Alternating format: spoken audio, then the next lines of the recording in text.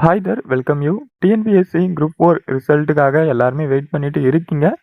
இதில் பலர் மிகவும் ஒரு அச்சத்தில் தான் இருப்பீங்க. என்ன ஆகும் ரிசல்ட்டு, என்ன ஆகும் அப்படின்னு ரொம்பவே ஒரு கவலையில் தான் இருப்பீங்க. ரிசல்ட்டு வந்த அப்புறமும் ஒரு குழப்பம் இருந்துகிட்டே தான் இருக்கும். நம்ம கவுன்சிலுக்கு போகுமா போக மாட்டோமா என்ற டவுட் கடைசி வரைக்கும் இருந்துகிட்டே தான் இருக்கும். அந்த எட்ஜ் கேட்டகரியில் இருக்கிறவங்களாம் ரொம்பவே கஷ்டம்தான். அவங்க நிலமை நம்ம எக்ஸ்பிளைனே பண்ண முடியாது. ஸோ ரிசல்ட் பொறுத்தவரை போன வாட்டியும் அக்டோபர் இறுதியில் தான் வந்துச்சு. இந்த வாட்டி அக்டோபரில் தான் வெளியிடுவோம் அப்படின்னு அறிவிச்சிருக்காங்க. அதே மாதிரி அக்டோபர் இறுதியில் தான் கண்டிப்பாக வெளியிடுவாங்க.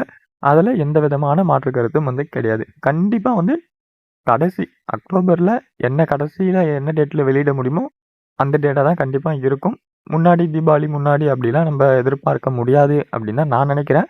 ஆனால் போன வாட்டி பார்த்தீங்கன்னா நமக்கு ஜூனில் எக்ஸாம் ஆனது நடந்தது. இந்த வாட்டி ஜூலை. போன வாட்டியோட இந்த வாட்டி எண்ணிக்கை ரொம்பவே கம்மி. பல லட்சம் பேர் கம்மி. ஒரு 10 லட்சம் பேர் தான் எழுதியிருக்காங்க. போன வாட்டி பார்த்தீங்கன்னா ஒரு 18 லட்சம் பேர் எழுதுனாங்க. ஸோ அப்படின்னும் போது அந்த கரெக்ஷன் பண்ணுற நேரமும் இவங்க சீக்கிரமாக பண்ணிவிடுவாங்க.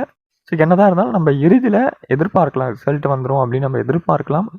அடுத்த வருடம் நோட்டிஃபிகேஷனில் வருமா, ஆனுவல் பிளானரில் குரூப் 4 வருமா அப்படின்ற சந்தேகத்துலேயும் பலரும் இருக்கீங்க. படிக்கலாமா வேணாவா, படித்தா யூஸ் ஆகுமா யூஸ் இல்லாத போயிடுமா அப்படின்ற பல குழப்பத்தில் இருக்கீங்க. வேலைக்கு போகலாமா வேணாமா என்ன பண்ணுறதுனே தெரியாத ரொம்பவே கன்ஃபியூஸ்டான ஸ்டேஜில் தான் இருக்கீங்க. இல்லைன்னு சொல்லலை. பட் என்னதான் இருந்தாலும் உங்களோட சுயமான முடிவை தான் நீங்கள் எடுத்து ஆகணும். வேலைக்கு ஏதாச்சும் போகிறீங்கன்னா வேலைக்கு போய்க்கினே படிக்க ஆரம்பிச்சிருங்க. ஒரு வேலை சப்போஸ் நோட்டிஃபிகேஷன் வந்துடுச்சுன்னா அந்த சமயத்தில் ஒன்று வேலையை விட்டுட்டு படிக்கிற மாதிரி இருக்கும், இல்லைன்னா வேலைக்கு போயிட்டு படிக்கிற மாதிரி இருக்கும். வேலைக்கு போயிட்டு படிக்கிறது கொஞ்சம் கஷ்டம். ஸோ அதனால் இப்போத்துலேருந்தே நீங்கள் படிக்க ஆரம்பிச்சிட்டிங்கன்னா ஒரு எதனா வேலைக்கு போனால் கூட நீங்கள் அப்போ வேலையில் அப்படியே போயிட்டே நீங்கள் கூட படிக்க முடியும். பட்டு ஆனுவல் பிளானர் வர வரைக்கும் வெயிட் பண்ணாதீங்க. எதுக்கும் படிக்க ஆரம்பிங்க அப்படின்னு நான் சொல்லிக்கிறேன். படிக்க ஆரம்பிச்சுன்னா என்ன டிசம்பரில் தெரிஞ்சிட போகுது இல்லையா?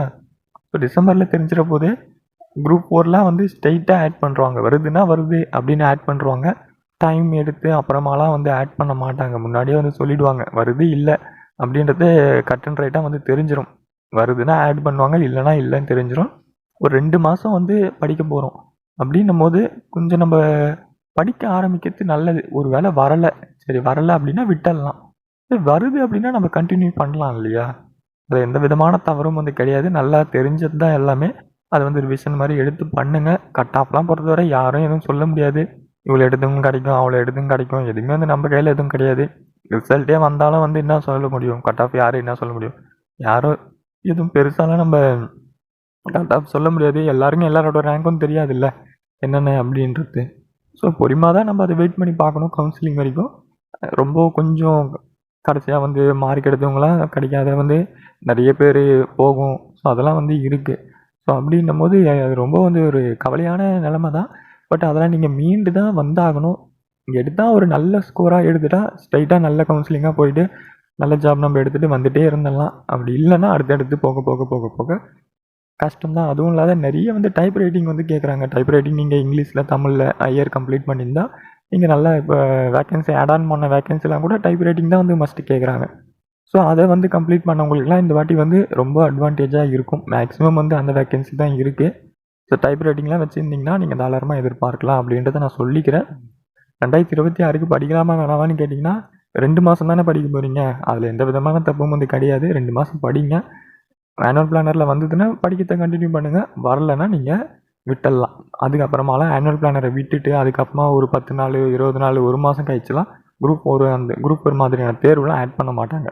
வருதுன்னா ஸ்ட்ரைட்டாக வருது அப்படின்னு தான் வாய்ப்பு இருக்குது. இல்லைனா இல்லை அப்படின்னு சொல்ல தான் வாய்ப்பு இருக்குது பொறுத்தவரை.